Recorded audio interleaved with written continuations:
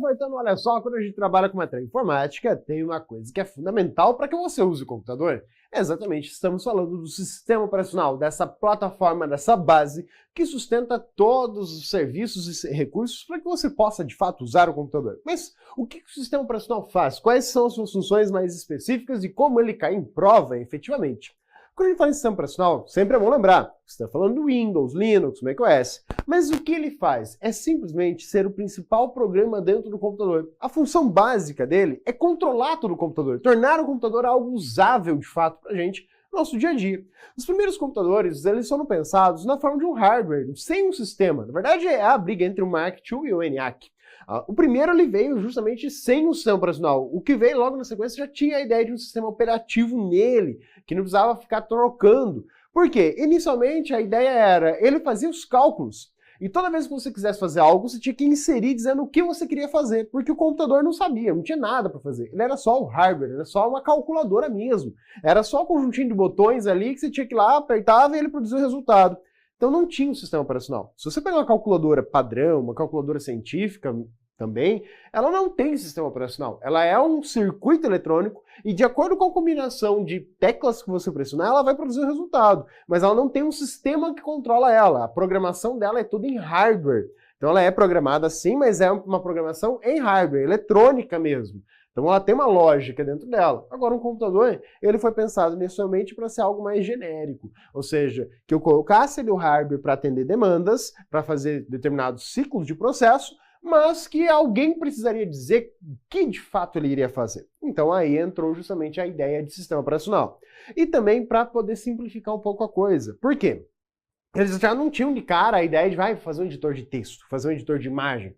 Editar imagem ainda no computador era uma coisa bem a longo prazo. Eles estavam mal e mal pensando em fazer um equipamento que fizesse os cálculos matematicamente mais rápido. Até tinha lá uns computadores mecânicos, tá? Que fazia isso, você pegava as engrenagens, rodava, tipo o próprio odômetro do carro, né? Que você foi batendo ali, só que ele faz uma contagem. Eles fizeram um mecânico que pudesse fazer as somas, entre outras operações, ok? Mas o sistema operacional, ele foi pensado com que sentido? A partir do momento que você começa a ter aplicativos mais específicos, se fosse colocar um programa, um aplicativo, com a importância de saber como controlar todo o computador, olha o problema que você teria quando você pegasse dois aplicativos que fossem distintos para finalidades diferentes, mas que você colocasse no mesmo hardware, no mesmo computador, com a intenção de fazer as duas coisas naquele mesmo computador.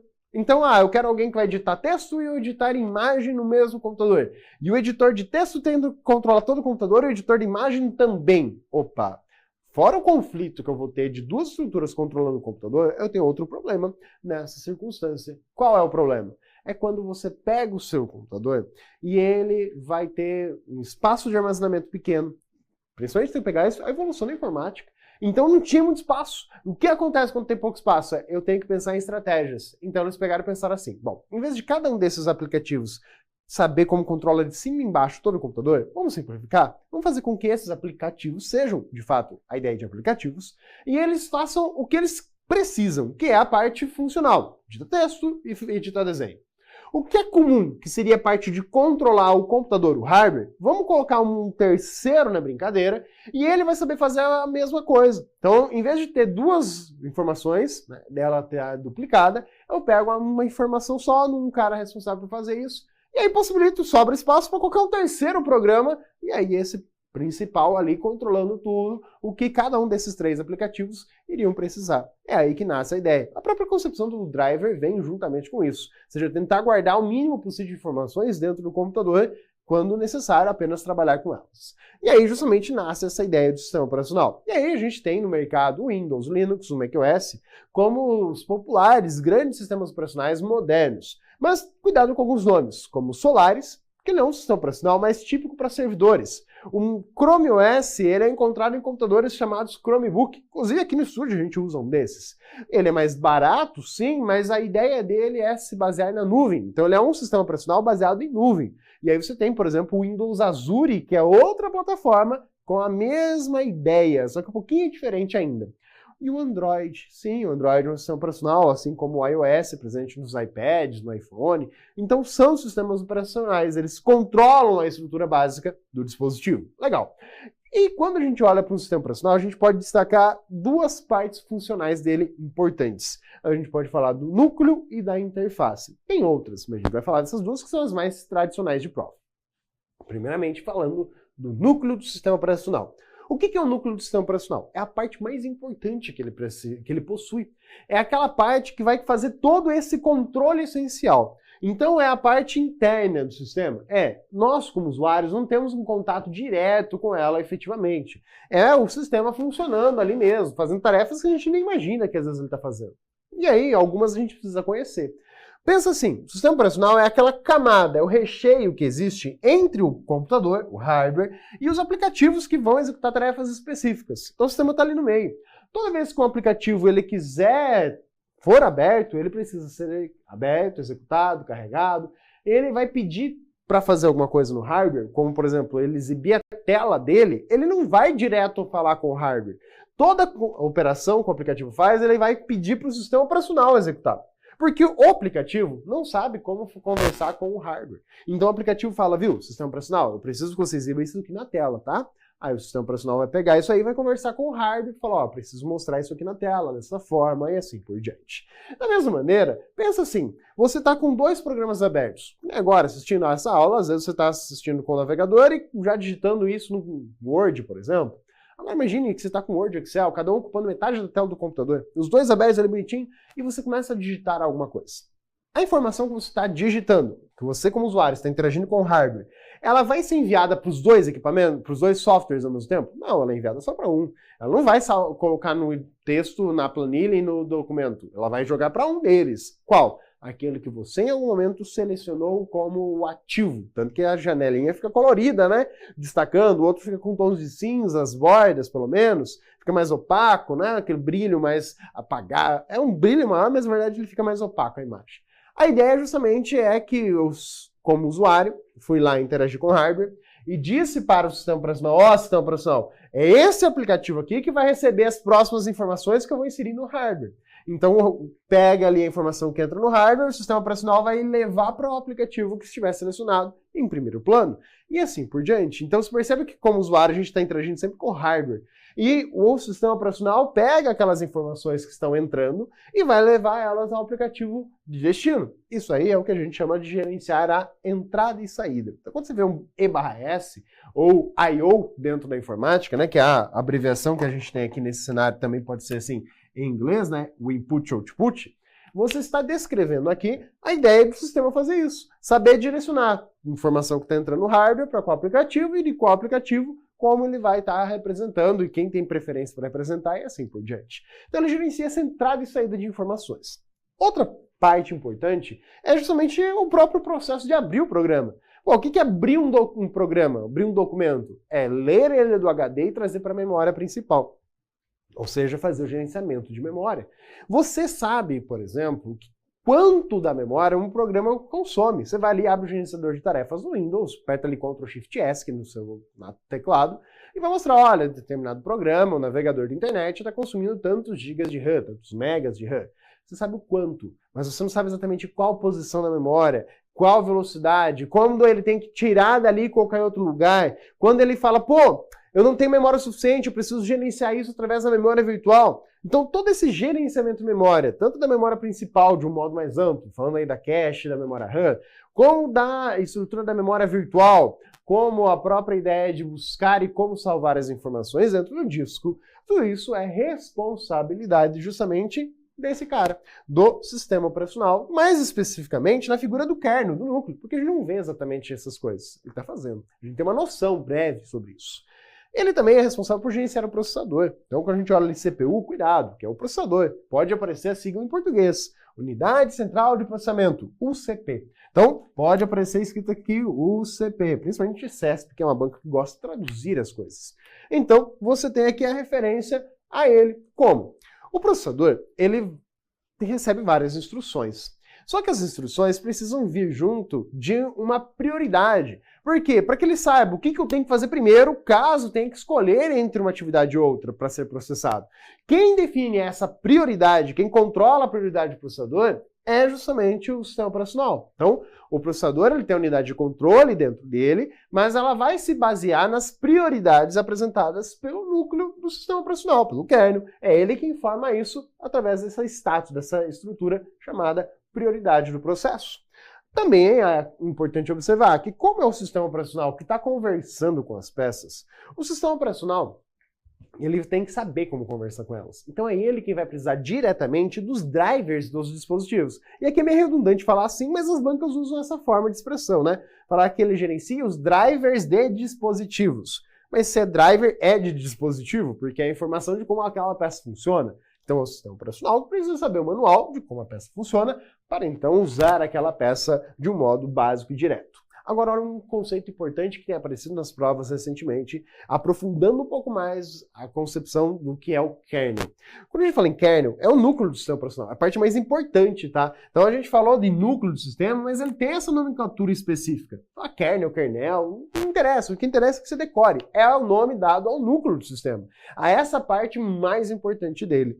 E ele pode ter duas formas básicas. De um modo geral, os sistemas que a gente vai tomar como base, Windows, Linux, eles são sistemas operacionais baseados em um kernel monolítico. Mas a gente precisa entender um pouco o outro, né? Porque se ele não é monolítico, o que ele é? Bom, vamos lá. O kernel, ele tem a essência de ser o principal, né? A parte que faz o computador funcionar. O kernel monolítico é um bloco só, por isso monólito, monolítico, que dentro desse bloco eu tenho todas as funções que eu vá usar, que eu precise essencialmente para o sistema funcionar, para, tipo, ligar o computador. E também algumas funções adicionais. Ou seja, eu tenho aqui um módulozinho que permite fazer uma comunicação, tem outro bloco aqui que permite fazer outro tipo de função, outros recursos, e assim por diante. Ele vai estar tudo ali. O que acontece? Eu precisando daquilo ou não, ele vai ter. Por exemplo, imagina que você tem no seu computador uma parte assim, eu tenho lá para ouvir música. É, legal. Só que um computador que você nunca vai ouvir para ouvir áudio algum, você não vai ouvir nada de som daquele computador. Então você tem toda a estrutura para tratar som ali dentro, sendo que você nunca vai usar isso. Quando que eu não vou... um servidor, por exemplo, ele tem lá as funções de execução de áudio, de alerta sonoro, tem um monte de coisa. É a função básica de tratamento de áudio que o sistema oferece para expressar aqueles dados. Mas nunca vou usar. Então você fala assim, mas eu vou usar só aquilo ali. Mas qual que é o ponto? Esse monolítico, então ele vem com coisas sobrando que eu não vou precisar? Vem com coisas sobrando que às vezes você não precisa, que você não vai utilizar. Mas a vantagem dele é que se você precisar já está ali. Então você já carrega o sistema com tudo pronto, tudo que o usuário precisa. Se ele vier precisar, o que é tipicamente que ele precisa está ali também.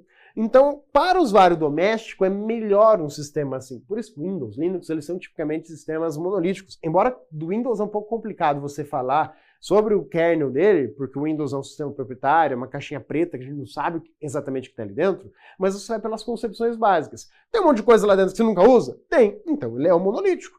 Você precisa instalar módulos à parte? Não. Então, ele é monolítico. Então, você consegue, por definições mais abrangentes, entender a ideia. Então tá lá, mesmo eu usando ou não, tá presente dentro desse cara, junto ao essencial que ele possui. Agora, quando a gente fala em microkernel, a gente justamente está buscando alguma coisa pequena. A gente quer o mínimo necessário. Então o microkernel, ele se baseia no seguinte. Eu vou ter a parte mais bruta e fundamental para ligar o sistema, para deixar ele apto a funcionar. E aí eu vou analisar o que eu preciso. Olha, para este computador, eu preciso deste módulo e deste módulo do sistema. Naqueles outros eu não preciso, então só vou instalar estes. Vantagem, ele é mais sucinto, ele liga mais rápido se comparado ao monolítico, porque ele tem menos coisas a serem carregadas. Mas a desvantagem é que eu vou ter que buscar e instalar aquilo que eu preciso, agregar aquela funcionalidade que outrora não existia. Então, assim, para o usuário doméstico não é uma coisa muito prática, muito interessante, mas torna aí as suas vantagens e desvantagens argumentos para questões de prova. Então fica atento a isso. Microkernel é o basiquinho e eu vou agregando módulos de acordo com o que eu preciso.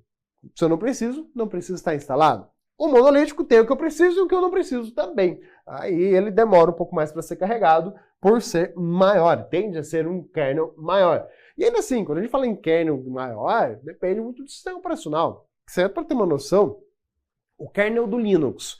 O quanto o kernel do Linux usa de memória RAM enquanto ele está funcionando é algo inexpressivo. São alguns megas, na casa dos 20, 50 megas de memória.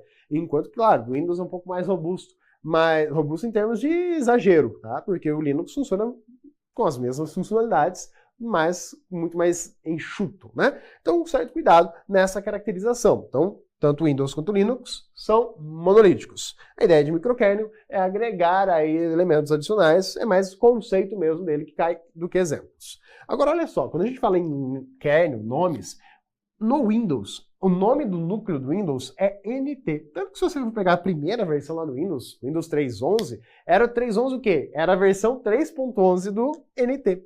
Só que, claro, eles tiveram um grande problema aí com o versionamento. Se você for pegar o Windows 7 ainda estava na versão 6.1, 6.2, aí com o Windows 8. E aí a Microsoft, quando lançou o Windows 10, ela falou, vamos mudar aqui isso aqui. Ela lançou o Windows 10, ele não era ainda isso aqui. O Windows 10, ele estava com versões mais baixas. Só que hoje, se você for pegar o Windows 10, ele vai ter atualizado o kernel também para o NT10. É uma jogada da Microsoft. Então, o kernel do Windows 10 é NT10. É uma forma de cálculo que ela tomou. Agora, o Linux ele tem versões também mais recentes. Já passou da versão 4 há um tempo. Né? Só que o que acontece? É entender esse núcleo. O nome do Linux, na verdade, é parte do nome do seu núcleo. O nome completo seria GNU Linux, que pode aparecer com uma barrinha aqui no meio, né, ou não. Mas a ideia é GNU Linux é o nome do núcleo, da parte principal do sistema. E aí a gente tem o costume de falar sistema operacional baseado em Linux. Na real, se você falar Android, o Android é um sistema que derivou do Linux. Ele está dentro da árvore genealógica do Linux. Embora ele tenha uma boa parte diferente já do Linux, mas ele tem a sua raiz baseada no Linux. Então, é uma das diretrizes do Linus Torvald, criador desse kernel, justamente, que o Torvald fez justamente isso. O Torvald pegou uma coisa que antigamente era assim, toda uma coisa descabelada, espalhada, que ele precisava juntar o necessário, ele juntou e transformou nesse pacote básico.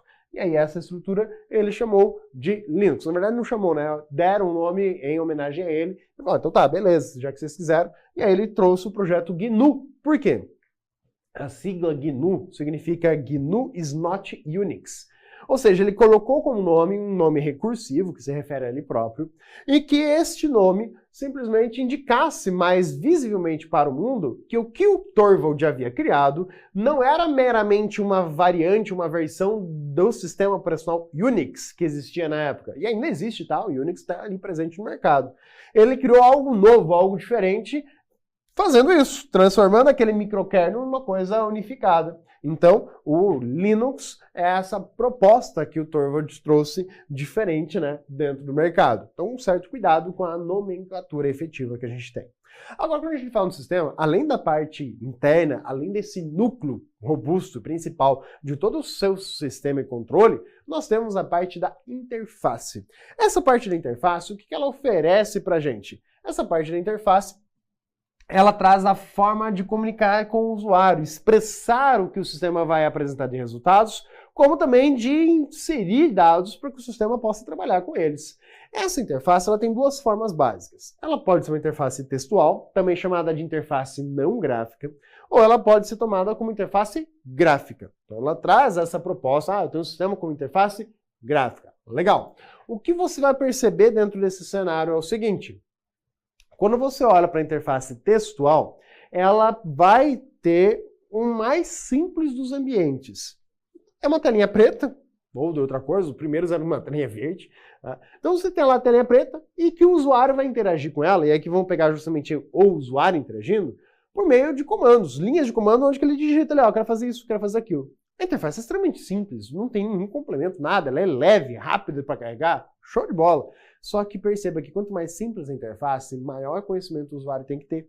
Porque se o usuário não souber qual comando ele vai executar, ou pelo menos uma parte do comando, ele não tem muito o que fazer, porque o sistema não vai dizer para ele o que ele pode fazer, quais são as opções, diante de cada cenário, qual o caminho que ele pode percorrer.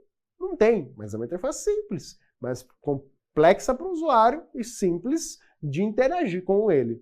Agora, isso fez com que alguns sistemas ficassem meio que marcados ao longo da história. Exemplos de sistemas que têm interface textual, o DOS e o Linux. Cuidado. O Windows. Justamente quando foi lançado o Windows, a proposta do Windows era ser um sistema operacional baseado em janelas, que é uma das características para você dizer, tem um sistema que tem uma interface gráfica, que tenha janelas, ícones, que você usa o mouse ou a tela sensível ao toque para interagir com ela. Então você tem aí figuras, você tem algo mais visual. É uma interface mais completa, robusta, com mais elementos, sim, mas é algo que o usuário acaba ficando com menos necessidade de conhecer, porque o usuário vai encontrar o que ele precisa ali. É mais intuitivo para o usuário. Você chega lá e fala, eu quero saber o que dá para fazer. Essas são as opções, as ferramentas estão ali expostas para você. E aí que você tem até uma disciplina da informática que avalia a usabilidade dos sistemas, avalia a interface dos sistemas. Então, uma das áreas que eu trabalhei é você encontrar elementos. Isso, o grande estudo, você vê pelo Microsoft Office. O Office 2007, ele traz uma nova ideia de interface comparado ao 2003. Por quê? Ele explode mais na cara do usuário as ferramentas, deixando elas mais visíveis, mais acessíveis, mais intuitivas. É essa a intenção da própria interface gráfica. E o que trouxe o nome do Windows foi justamente isso. Então, cuidado. Por quê? O Windows ele tem interface gráfica. Ah, professor, mas lá no Windows não tem o terminal, não tem aquela ferramentinha lá que eu vou lá, o prompt de comando, que eu interajo com ele por meio de linhas de comando? Pois é, ali você está usando um aplicativo. Não é o sistema na forma gráfica ou textual, é um aplicativo. Então, o Windows, a estrutura dele é gráfica. O Linux, ele tem as duas. No Linux, você consegue ligar e usar ele todo só no modo texto. E, na verdade, depois de ligado, você consegue alternar entre ele. Se você apertar Alt F1, Alt F2, até o Alt F12, na verdade, a metade é de interface textual e a outra metade é de interface gráfica. Você consegue, inclusive, ter sessões diferentes. Por exemplo, no Alt F1, entrar com o usuário, no Alt F2, usar outro usuário, com interfaces distintas, né? No caso, duas textuais.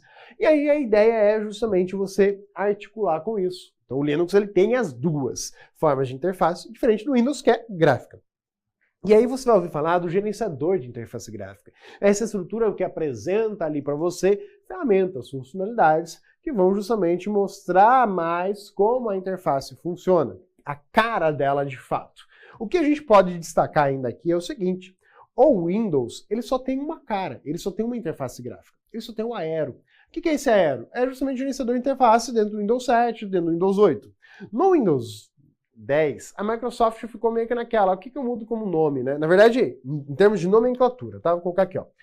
Quando a gente pega o Windows, se você pegar o Windows 7, se você pegar o Windows 8, se você colocar o Windows 10 como base, que são os três aí que a gente pode tomar nessa referência, os nomes são os seguintes. No Windows 10 saiu o nome Aero. No Windows 8 a proposta foi diferente, tá? Ele tem os efeitos, ele tem os recursos do Aero, mas eles chamaram de interface Metro.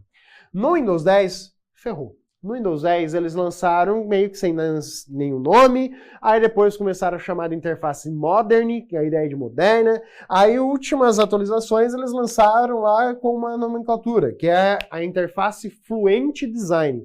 Então ele não tem um nome assim muito característico, mas se falar interface Style, interface Modern, que é a ideia de moderna, né? E ou a mais recente, que é o Fluent Design, ele vai estar falando de caracterizações da interface gráfica dentro do Windows 10. Então aqui você tem esses recursos. Agora cuidado, os efeitos visuais do Aero, eles estão presentes nas três versões, tá? Então tá lá dentro do Windows 7, tá lá dentro do Windows 8, dentro do Windows 10, a parte de efeitos, transparência principalmente. Mas o nome da interface ele varia aí ao longo das versões. Já no Linux é outra história. No Linux, cada versão Linux pode estar utilizando mais de uma interface gráfica diferente, mas um gerenciador de interface gráfica de usuário. Então ele tem uma gama muito maior. A gente vai falar disso em outra oportunidade. Então, o Windows só tem uma interface, o Linux suporta várias interfaces gráficas. É essa a ideia de manipulação que ele oferece para a gente. Agora, também tem outras características importantes e pertinentes sobre o sistema operacional. O que o sistema operacional ele possui? Bom, quando a gente vai classificar um sistema operacional, a gente vai dizer que ele é ou monotarefa ou multitarefa. Ah, ele pode ser as duas coisas? Não, são características mutuamente excludentes. Então, ou ele é mono, ou ele é multitarefa. Um sistema monotarefa é aquele capaz de fazer uma coisa só. Então, o que ele trabalha? Ele executa uma tarefa. Tá ali fazendo aquela tarefa. Se surgir uma outra tarefa importante, mais importante do que aquela que ele está fazendo, e ele precisa parar, o que ele tem que fazer? Ele para aquilo que ele estava fazendo e perde tudo. Então, mas eu já estava quase no finalzinho. Não interessa. Ele vai perder tudo aquilo que ele havia feito para poder fazer aquela outra tarefa que tem maior expressão, maior importância, maior prioridade. E aí ele executa aquela outra tarefa. Então é essa a ideia. Mas e se ele está fazendo algo que é mais importante e surge uma tarefa menos importante? Ele coloca na fila, ele fala, foda-se, espera. A hora que eu terminar de fazer o que eu estou fazendo, aí eu vou fazer aquilo aí. Então, ele tem essa noção, o sistema monotarefa. O que a gente tinha como sistemas monotarefas? Você tinha o DOS, um sistema monotarefa. A primeira versão do iOS era monotarefa. Sim, o seu iPhone, o primeiro iPhone que foi lançado era monotarefa. Só que ele teve que correr contra o mercado, porque o primeiro Android já era multitarefa. E aí a Apple teve que consertar a coisa. O que acontece? Você abriu um aplicativo, se você abrisse outro, ele fechava o que estava sendo executado. A justificativa da Apple era para economizar bateria, que daí não ficava com um monte de coisa aberta. Beleza! Aí depois que o Android lançou e não dava muita diferença da bateria, eles tiveram que consertar. Agora olha só. O multitarefa é aquele que suporta as tarefas simultâneas. Só que tem que ter muito cuidado. Por quê?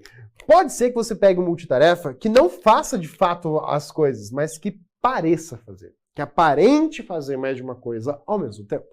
Então é aquela história que eu costumo utilizar. Olha, você pega alguém em casa, né? Uma mulher em casa ali fazendo serviços, ou um homem, uma pessoa, um indivíduo. Você vai lá, faz uma coisa, por exemplo, coloca a máquina a lavar, vai ali enquanto a máquina está lavando, começa a lavar a louça, para de lavar a louça um pouquinho, vai lá, coloca uma coisa, mexe a panela no fogo, volta, termina de lavar a louça enquanto a panela está lá cozinhando. Agora, alguns cuidados. Você vai perceber que você alterna entre tarefas. E elas não perdem o seu ponto. Claro que aí, no caso, você tem ainda ferramentas que acontecem simultaneamente, né? A máquina está lá lavando para você, o fogão está cozinhando para você só está interagindo de tempos em tempos. Mas a ideia aqui é, como você vai fazendo as coisas, de fato fazendo, manipulando, você só manipula uma por vez. Você manipulou a roupa, você manipulou a louça, você manipulou o fogão.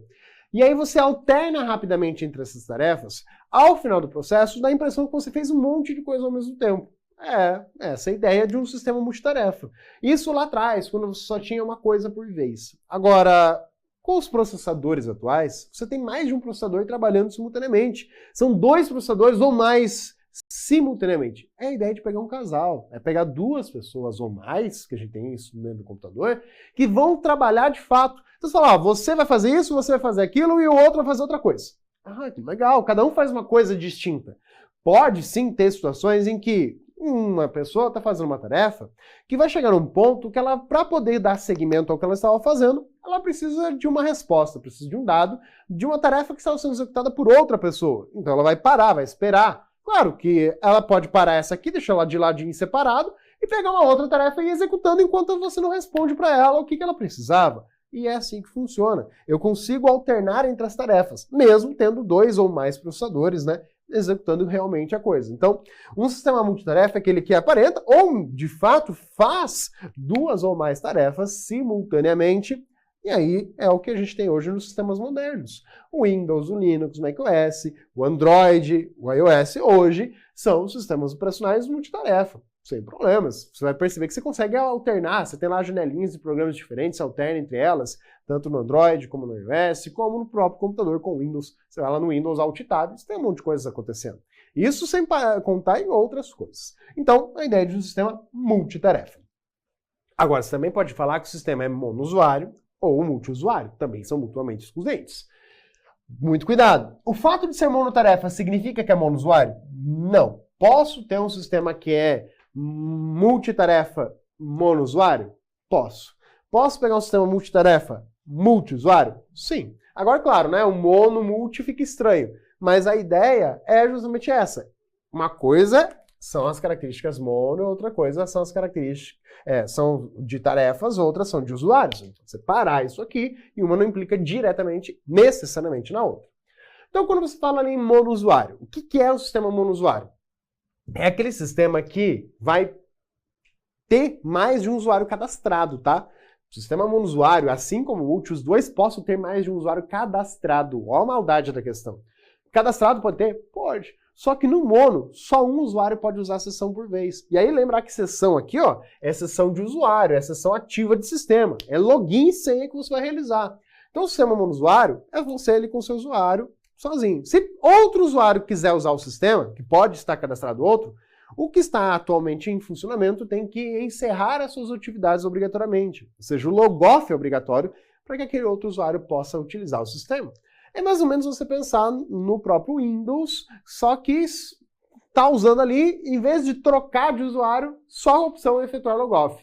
Por quê? O Windows é multiusuário. É por isso que foi pensar nele dessa forma. Mas quem eram os sistemas monousuários? DOS é um sistema monousuário. Você podia ter mais de um usuário cadastrado, mas é um de cada vez que utilizar. E o Android, até a versão 5 dele, a partir da 6 em diante, ele passou a ser multiusuário. Então, até a versão 5 do Android, ele era monousuário. Só tinha um usuário ali de fato para poder acessar e utilizar. Podia ter mais uma conta de e-mail, sim, mas o usuário do celular só tinha um. A partir da versão 6 do Android, você tem a opção lá para colocar convidado também. Sim, aquela história de deixar o celular com a criança, você coloca ali um usuário convidado, os aplicativos não vão aparecer, um usuário não afeta as coisas do outro. É aí que entra a ideia de multiusuário. Então, o sistema multiusuário, além de ter mais de um usuário cadastrado, eu consigo alternar entre as contas de usuário e elas podem estar em execução simultaneamente. Então, eu tenho a necessidade, né, de ser multitarefa por conta disso, de manter coisas paralelamente para que ele possa oferecer os dois usuários logados. Então, um sistema que permite sessões ou múltiplas sessões ativas simultaneamente e a presença na opção trocar de usuário ali dentro. Então, o Windows, Linux, macOS e o Android, né, da versão 6 em diante, ele é um sistema multiusuário. Você clica lá do lado das configurações, tem um bonequinho, você consegue alternar ali justamente entre os usuários. Legal. Professor, por que se fala tanto do Android? Porque tem editais que cobram a parte de mobile também. E aí outras características que a gente pode destacar. No sistema operacional, hoje, quase todos os sistemas operacionais modernos são sistemas plug and play. O que significa? Significa que ele é pautado na ideia de plugar e usar. A essência é, quando eu plugo um novo dispositivo, que eu nunca coloquei no computador, exemplo, pega um pendrive aí, você nunca conectou o pendrive no computador, a primeira vez que você conecta, ele vai aparecer ali, ó, novo hardware detectado, depois, buscando o driver do dispositivo, então ele vai buscar esta informação relacionada ao dispositivo, e uma vez que ele encontra, ele vai fazer essa instalação para você, automática, sem que você, como usuário, precise intervir. Essa é a ideia do sistema Plug and Play. Hoje a sua TV, a Smart TV Plug and Play, e assim por diante, são equipamentos que você pluga e já está funcionando. Não precisa que o usuário configure nada específico, só sai utilizando.